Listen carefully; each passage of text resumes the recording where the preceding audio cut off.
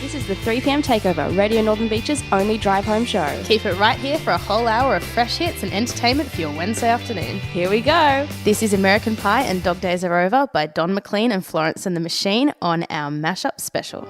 Welcome to the 3pm Takeover for our mashup special. I am so excited for this. But ease on the brakes. We're going to talk about some of the best mashed up things a little bit later on the show. You can mash everything. Movies, music, food. That's true. Yeah, that's so I good. forgot about mashing up food. Or whenever I hear mashup, I just think of mashed potatoes. You know what? I'm not a big fan of not mashed potatoes. I am a big fan of mashed potatoes. I was about to be like, we're about to not be friends. How can you not be a fan of mashed potatoes? I definitely am. I'm not much of a fan of music mashes, but I am since I heard the music we're going to play today. So stick around because it's going to be so good. I think it's because, unfortunately, there are more bad mashups than good mashups. And so when you hear the bad ones over and over, when you think mashups, you think bad songs. But trust me, these are handpicked and they're all amazing. And I love them all. I never hear mashups. My own children. Like, I don't listen to like cool mashup radio stations. I listen to like regular ones. I don't know. There's a couple of years ago, my brother and I stumbled across this DJ. He does a mash he does it twice a year. He does like a summer mash and like a whole year mash of like the 25 top songs for that year. Oh, I've heard it's incredible. Like that is, it has a video and you have to watch it because then you're like, oh, this song's in it. Oh, now I hear it because I can see it. I know what you mean. So I think it's harder to do two songs because they have to be so well balanced. Yeah, that's true. Yeah. But we're going to steer away that for a little bit because I heard one of the most hilarious news stories this week. So if anyone's ever traveled overseas and after a while, okay. just participating. Fair enough. Going. And you get a little bit homesick after a while.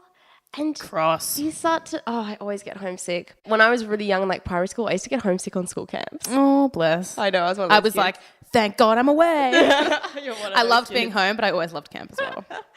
So approximately 74% of young Australians travel overseas alone, which is... That's quite a lot. Yeah, that's crazy. I think it's crazy, but I actually did that last year. So I'm part of that percentage. And so as like a sort of, I guess it's kind of a joke, but I think people have actually used it. Travel Insurance Direct, which is an Australian travel insurance company, have set up a hotline for people who are homesick. It's called 1-800-STRAYA. STRAYA. And if you call up, and like there's a really bogan accent that first of all picks up and like lists the options for you. And I have them here. Do you want to hear what all the options are? Because they're so hilarious. So they're sound bites you can listen to, right? Yeah, so they have the waves at Bondi Beach is one of them. Oh. The Aussie bush. The roar of the crowd at the MCG. So specific, the MCG. Yeah. Waltzing Matilda played on a gum leaf. Cockatoos woking you up. This is the best one. Being on hold to Centrelink. What? Who wants to hear that? Well, exactly. They reckon that one, if you listen long enough, it makes you not homesick because you're like, oh, God, thank God I'm away. Oh, that's true. That would ease the homesickness. Your neighbour emptying tinnies into his wheelie bin. Sydney nightlife, which apparently is just crickets. I see. And then your neighbour mowing his lawn. Oh, isn't that the cutest thing ever? Because when I got homesick, if I was able to, I'd call home or... Yeah. I can kind of see the appeal in that. Yeah. Actually, the best thing to do when you're homesick is just to keep busy. Yeah, that's true. Keep yourself distracted. Yeah, you keep yourself distracted. But so if you guys are ever homesick, just call 1-800-STRAYA. I think it's like the funniest thing ever. I can't say I've ever really been homesick, but my mum always went to an effort to make sure that I wouldn't be. Like I went and I lived in Canada for 6 months and she made me a folder of like familiar images of home and there were pictures of like DY Beach and like Warringah Mall and like all these places that like you wouldn't think of but like they really reminded me of home. Yeah. And I actually looked at it quite often when I was away, not because I was homesick but just like out of interest. Yeah. Oh, that is the cutest thing ever. It was really cool. I liked it. I think I actually still have that book. Oh, that's so all these years later. The feelings. That is so adorable. We're going to be right back after this. This is a really cool mashup from Sia and the Proclaimers. So this is Titanium mashed with I'm Gonna Be. Welcome back. We are here on Red Northern Beaches for our mash-up special, and I am so excited. I never would have considered mashing those two songs. I know some of the best mashes I've heard are with old songs and then modern songs. So like Sia and Proclaimers. How old are the Proclaimers now? I feel like they've been around for a long time. Maybe it's just because that song is so famous. Yeah, I don't know how old it actually is. Maybe maybe 90s. I don't know. We should have looked that up before the show. Someone knows. We'll check in the next song break. That's true. But anyway, you are listening to our mashup special. We have lots of information on mashups coming up right after this. But before that, we are going to talk about something's birthday. I was going to say it's not somebody because it could be. It's lived a little bit longer than most. That's true. Average life expectancy of a human. Yeah, we'll give that. So the Manly Daily is celebrating 110 years of being in print, which is really exciting. So that the technical anniversary was on Friday. That's a lot of candles on a cake. It is. That's a long time. It'd have to be a big cake as well. Do you reckon it's probably one of those slab a piece cakes? For every person on the peninsula. Oh, it's a lot of people. I don't remember getting my cake on Friday. There's a lot of people. But anyway, so the Manly Daily has been around for 110 years, which I think is totally crazy. And it's been there for so many major moments in the community because obviously 110 years ago, the beaches were very different to today, right? Like not much going on. If you've been listening to our Suburb Focus segment over the last couple of months, you'll have a pretty good idea of what was going on the beaches around the early 1900s. So things have definitely changed. But the Manly Daily was founded in 1906 and was established by Edward Lincoln, who was a local on the beaches. And he continued publishing the paper actually his whole life. Aw, that's cute. Good dedication. Good on him. Did his family take it over after him? Was it a family business? No, someone called Joe Trenery. They're probably much more experienced to take Joe. over. I don't know who Joe was, but they took over after that. So kudos to them. 110 years is a long time. Would you like to live for 110 years? See, I always have this debate with myself. You know, they go on about how in X amount of years there'll be a pill and you can live forever, but I don't know if I'd want to be alive at that age. I mean, it depends on your quality of life, I guess. If I had friends and family that were still around, sure. I watch a lot of fantasy shows and sometimes they have characters that are vampires that live forever, and it's always that thing where they're like, oh, immortality is a curse. And I can never decide if I'd like it. I think if you were staying the same age, it'd be good because you'd... Yeah. But if you got to 110, you'd be very fragile. I feel like I'd be happy to kind of stop at 70 and stay 70 forever. Oh, yeah. But I don't know if I'd want to kind of keep getting older and older. You're a lot more fit than I, so I think I'm going to go with 60 or 50 just to give myself a slight advantage. Right now. You probably still beat me in a running race when you're 70 and if I was 50. But I don't know. But I could probably beat the Manly Daily in a running race because it's 110. That's true. So the Daily Telegraph has compiled a list of major and memorable moments from the Manly Daily's 110 years. So do you want to hear? Yeah. Okay. I want to see if my birthday made the list. No. So there are a lot of them. So we're going to skim through. We're not going to read all of them.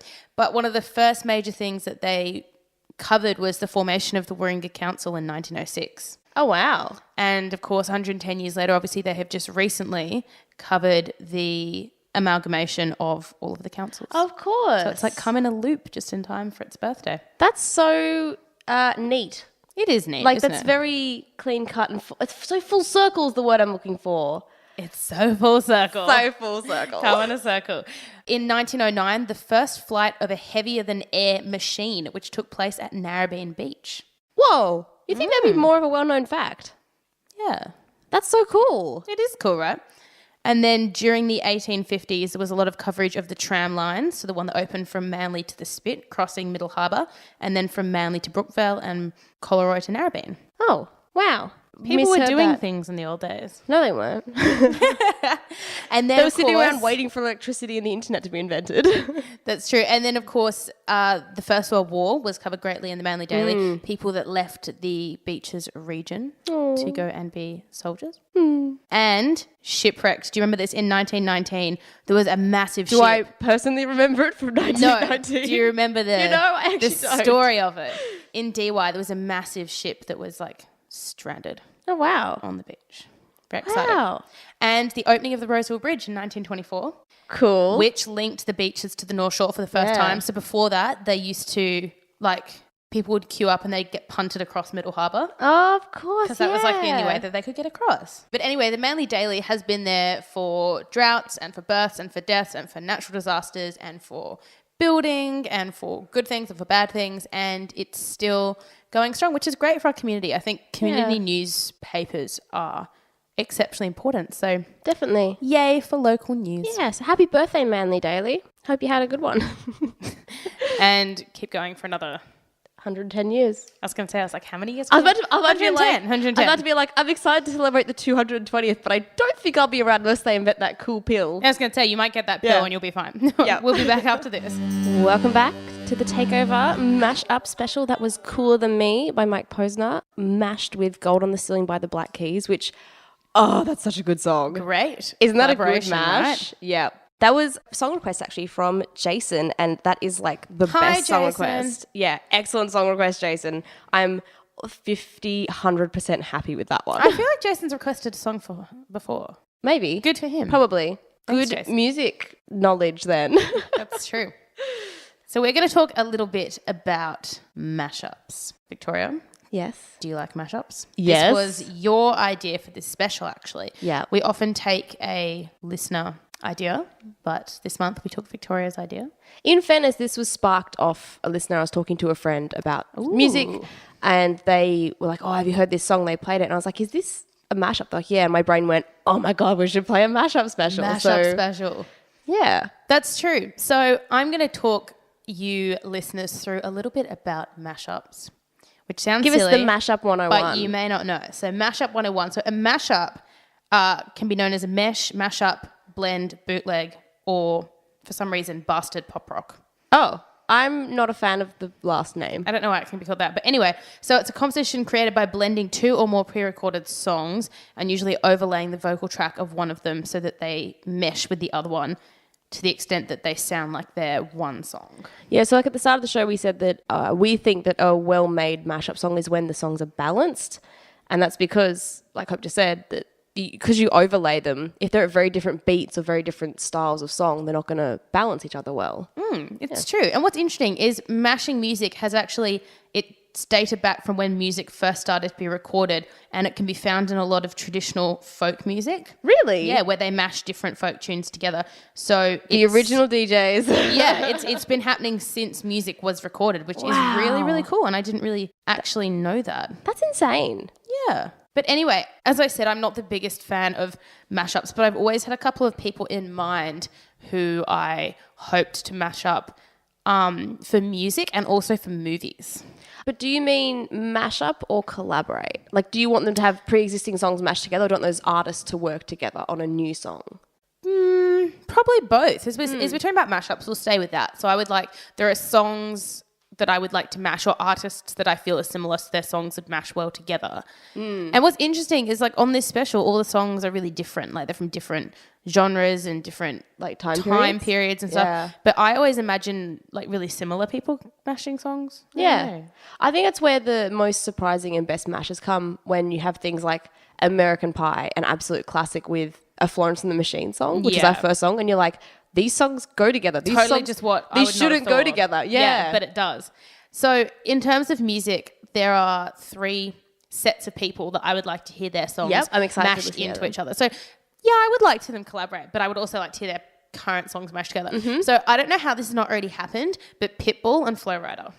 Aren't they kind of almost too similar? Yeah, but that's why it would be exciting. I feel like if they collaborated, they make the best party song in the world. But if you mash their songs together, I think it'd be super cool. I feel like if they mashed a song together, I wouldn't be able to tell who's doing what part. But that's the best mashup, when it's so mashed that you just can't even tell. All right, all you DJs out there, they're mashing music. That's Hope's first request. It is. I also think it'd be really cool if you mashed Lady Gaga, say some of her more, Love Game, or some of her really early songs, with Nicki Minaj. With some of her more recent stuff. I think that'd be cool. I saw a few, they weren't that great, but I think the concept was really strong, was a few Lady Gaga songs mixed with Coldplay. They tried to cross them over. And I think the pairings I found just weren't the best pairings yet. It's that song that's going to work hasn't come out yet almost. Yeah, but it's not their been sounds fine-tuned. would work really well. Yeah. I also think Ed Sheeran and Adele. Oh my God, Ed Sheeran with anyone, let's be But Ed honest. Sheeran with Adele, I think, would be... That'd be almost like, I think fab. my heart would actually explode with the amount of emotional pain they could both bring. That's so true. But anyway, aside from music, there are movies that are mashups too, right?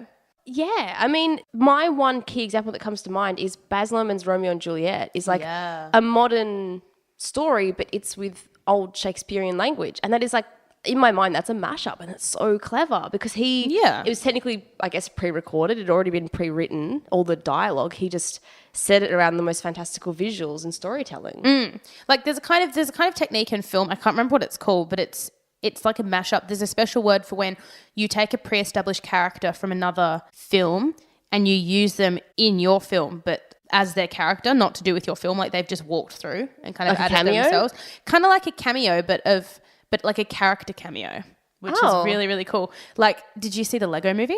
Yeah. Yeah. So you know how they had Dumbledore, Merlin, all sorts of like random world fictional leaders. But they were themselves? But they were themselves, Yeah. but in Lego.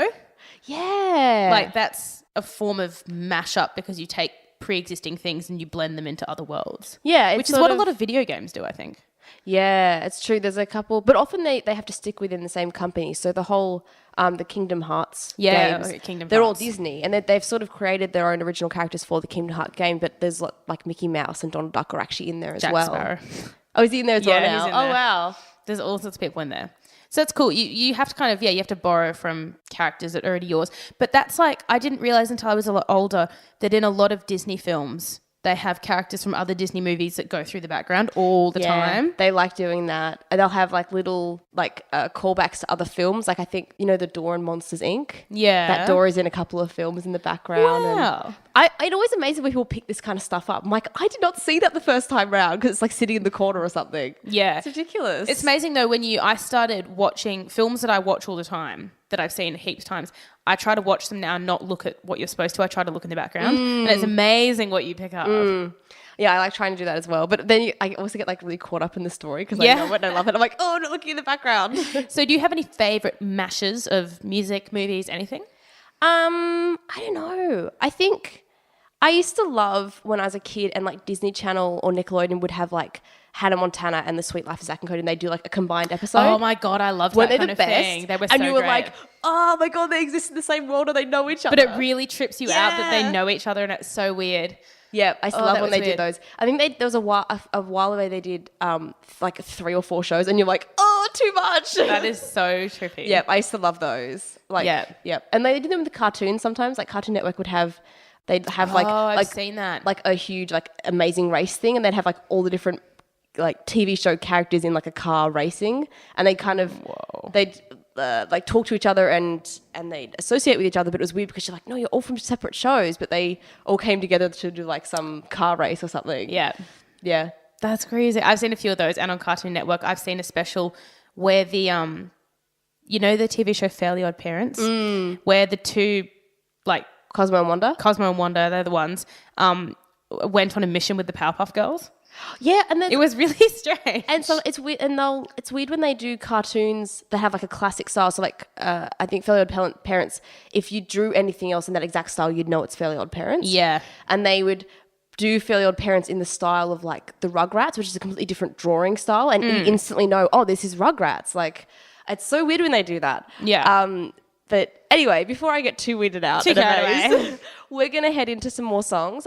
This is more of like the previous song, a sort of double modern song mashup. This is Stay With Me by Sam Smith and Mr. Brightside by The Killers. This is an awesome mashup, like they all are today.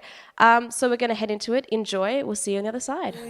Welcome back to our mashup special on the 3pm Takeover, Radio Northern Beaches 88.7 and 90.3. They were the coolest mashups ever. So we just had Stay With Me from Sam Smith mashed with Mr. Brightside by The Killers, which was cool. You really like that one, hey? I do, yeah. I think because it's very unexpected. Yeah, totally not what you think. And then What Do You Mean and One Last Time from Justin Bieber and Ariana Grande. Again, that one's less unexpected because I feel like they're the same age. yeah, and their like, styles match, but I'm still impressed by how well it works. I'm so torn about Justin Bieber. He's really talented, but he's still not a good person yet. He was for ages though. He went bad. He was good to begin with. But he didn't just go bad. He went extra bad. Yeah. Not just bad, really bad. Really bad. You sound like you're talking about Voldemort. Look, he was There was a this few wizard steps once away. that went bad, but really bad. I feel like he was a few steps away from Horcruxing, all right? Just saying. Oh, Justin Bieber, poor thing. But anyway, all this music today from Mashup Special has got me in like a music-ish mood and has got me thinking about musicals because I was in a musical the other week and now that I don't have rehearsals anymore, I really miss it. And then I was talking to you and you said that you went to see Singing in the Rain. I did. On the weekend, I went and saw Singing in the Rain at the Lyric Theatre. Fill us in. Well, I was slightly hesitant because it is one of my top 10 favourite movies. Really? Yeah. Wow. Oh, I absolutely love that film. So I was very like, this better be a good adaptation because I'm a judge it otherwise. That's how I felt when I went to see Sound of Music. Oh, wow. Yeah. Yeah. I would have been the same. I didn't go see Sound of Music, but I would have been hesitant. No, it was really good. And they had like, I wasn't sitting in the splash zone, but they had the splash zone and they had like real water on the stage and they were excellent dancers. It followed the film plot very closely, which I liked. So no, it was really good. I just loved that Singing in the Rain, the story, and they have cool umbrellas, and I got one of those like the novelty mini umbrellas. Oh, cute! It's like a souvenir. Really, it's so cute. It's really interesting though. Do you find that sometimes when you wait to see a musical and it's adapted from something that you really like, which is more unusual because now what's happening is we're getting musicals that are adapted from film, whereas in history it's always been films from musicals. Now we're in the opposite way where it's something that's already a film and they're taking it to the stage. Like Legally Blonde? Like Legally Blonde. And sometimes they're really good, sometimes they're really bad, and sometimes they're just really different. So, for instance, Legally Blonde was one that was quite different to the film and I absolutely loved the film, but I was so impressed with the stage show as well. I 100% agree. When I went to go see it, I was, again, really hesitant because at first I was like, how are you going to make a musical out of Legally Blonde? Like, yeah. I couldn't see it. And then watching it, it's probably one of the best musicals I've ever seen. It's such a good musical. It was incredible. And just such a good soundtrack as well. Like, those songs are amazing. But then there are a couple that I've been to where I didn't enjoy it as much as the film. Oh, yeah. So, for instance, I know that it was a stage show first, but I don't enjoy Hairspray on stage as much as I do in film. You have mentioned this to me before, yeah. It's not quite as effective on stage. And I also felt that way about The Lion King. Oh, really? I love The Lion King. No, I've seen it twice and I don't like it as much as the film. I love it from a production point of view, like the puppets. Yeah, absolutely. And the costumes are incredible. It's such an interesting way of telling such a well-known story, I thought. That reminds me, thinking of The Lion King, I'm going to see Aladdin soon and I'm really... Oh, that's exciting. And I heard rumours that the magic carpet is going to fly through the audience. Didn't Mary Poppins fly over the audience? Mary Poppins flew over the audience. Yeah. So that was an interesting one that I was going to come to. Musicals have to really step up their game these days. They do. Because I hate to admit it, and I feel terrible saying it, but I'm not a fan of the movie of Mary Poppins. I find it a little bit boring. I'm just going to put it out there. It is the most incredible stage show you will ever see in your life, and it's totally different, and it's fun, and it's interesting, and you never want it to end, and it's just so much better than the film. Wow. Also, I think. Do you have a favourite musical that you've seen like more than once, or? I've only seen Wicked more than once live. I saw Legally Blonde, but one was the like proper production, and then one was semi-professional. You and I went and saw a semi-professional version, and both were like awesome. But I don't think it wasn't like the same production, so I don't count it. Yeah. I saw Wicked a couple of times, and I really enjoyed it. But I don't know. I think I'm just still so stuck on how amazing Legally Blonde was. Yeah. I'm still impressed by it. I think is probably the way of saying it. So it was cool. I'm interested to see how they do the reverse. So they're making Wicked into a movie because it was originally a book. Yes, it was originally a book, and they obviously made it into a musical. And I believe that the musical they're actually quite different from the way the book went. Yeah, it is. I think the book is a lot sort of darker. The and book sadder. is really odd. My mum started reading it to me as a child and stopped because I was going to be traumatized. And then, I hear that they're making Wicked, the stage show, into a musical. And I believe the two American leads, so Idina Menzel and Kristen Chenoweth, I believe they're going to be in it. And they're adding 3 or 4 songs as well. I'm really intrigued by it. When is this happening? Why didn't I know this? It's been like kind of rumoured for years, but I believe it's going to actually come out next year, probably the year after, like late next year or 2018. I think we could start a different show. We'll have like the musical takeover, and we'll just talk about musicals. So if you're interested in that, I mean, I could easily talk for an hour every week. Show. I think we actually probably could. But anyway, back to Mashups. more important things. Back to mashups. Tell us about the next mash. I'm so excited for this one. So our next mash is Don't Let Me Down by the Chainsmokers featuring Daya and Dark Horse by Katy Perry.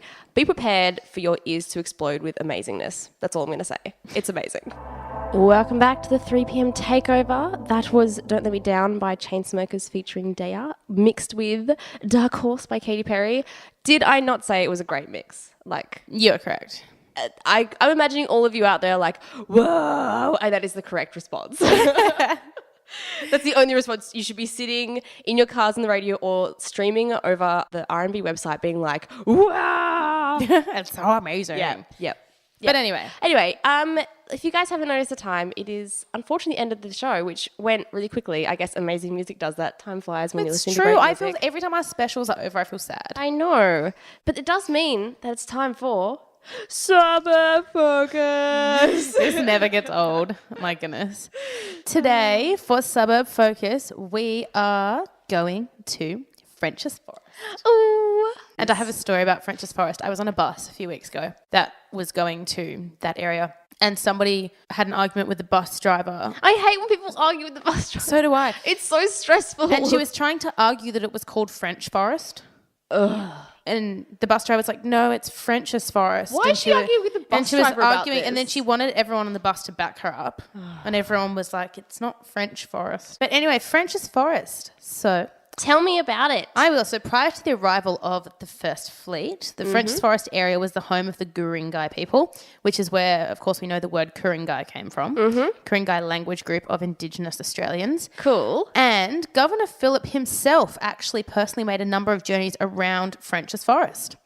Shortly after settlement in 1788, and he came and he made a diary of local flora and fauna and the lifestyle and the culture of the Aborigines that were in the area. He was like, put a McDonald's there, put a couple of schools over there. Hospital here in a few years. Yep. He was all over it. He was a forward thinker, I'll say that. But it's interesting because it seems that Governor Phillip actually didn't go through many suburbs on the beaches himself personally. Oh, really? So it's quite cool that he went through French's Forest, and he actually got there by boat? No, by punting, like we were talking about earlier. Oh, yeah. He punted across Middle Harbour. It's still a boat, so I'm not wrong, but continue. True. And he ended up at Bantry Bay. The locality of Bantry Bay, and climbed up into the area that was later became known as French's Forest to survey the water and look back at how he'd arrived. That Governor Phillip potentially walked along what is now Bantry Bay Road, which is where one of my first jobs was. Yep. Me and Governor Phillip are so tight, guys. You are. He walked up to Bantry Bay to look back on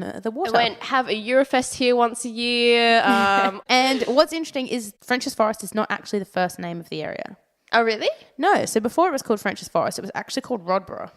Rodborough? Huh. Isn't that interesting?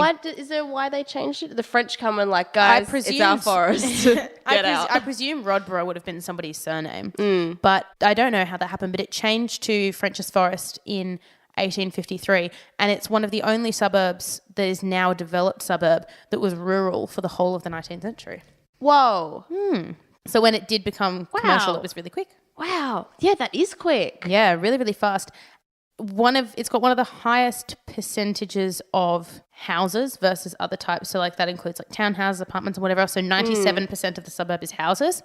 Wow. And what's interesting, just like a random side fact, 80% of the population of French's Forest are Catholic. Oh. So it's one of the most religiously, what's that word I'm looking for? Like built up.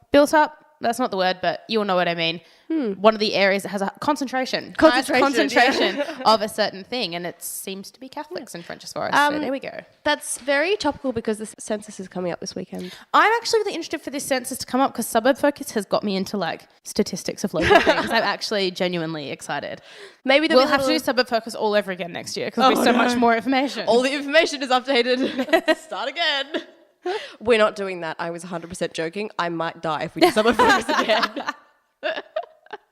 But But anyway, we have come to the end of our mashup special. Let us know what you think by writing on our Facebook page, and make sure that you continue to send us song requests. And don't forget that you can catch the show all over again on Friday at 3 p.m. Yeah. So if you heard one of these songs and you're like, hot diggity damn, that was the best song on the airwaves, which A, you're correct, but B, sad because you won't hear it again. Yes, you can. Friday at 3.